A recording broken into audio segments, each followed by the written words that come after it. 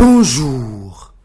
Selon Vox Populi, la coalition Manko a été cassée par les intrigues et les jeux de dupes. Le quotidien parle de coups tordus entre alliés. La tribune qui résume la situation parle en réalité de la fin de l'hypocrisie. Et on retient que Manko a volé en éclats en 3 groupes. Et déjà, le titre de Manko est réclamé par 3 coalitions, écrit l'Observateur.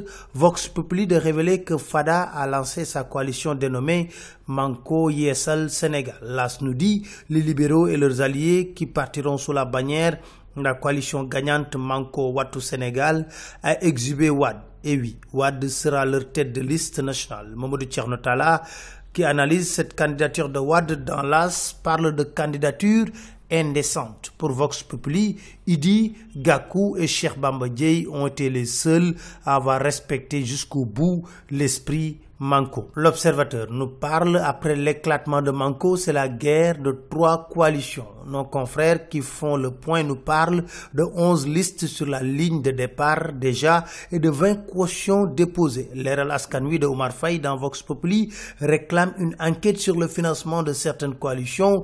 Pour lui, les 3/4 de ceux qui ont déposé ne peuvent même pas acheter un sac de riz. Et toujours dans Vox Populi, Barthélémy Diaz fait une révélation. Selon le maire de Sicap Mermoz, une demi-douzaine de listes est parrainée et financée par Macky Sall. En tout cas, il a du pain sur la planche, lui Macky Sall, car l'AS nous parle de la liste de Benno Bokk Yakaar où le Parti socialiste réclame 30 députés et l'AFP 20.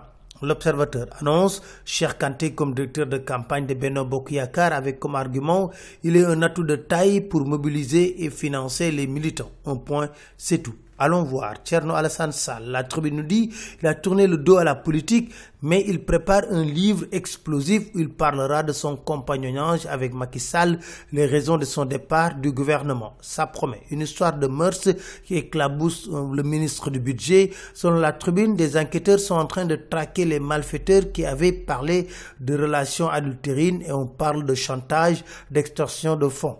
Le garde-corps du maire de Bambilor, qui avait fracassé le nez du garde-corps de Omar Gueye lors d'un meeting de l'APR, a pris 3 mois ferme, nous dit le quotidien. C'était tout, merci, très bonne lecture à tous.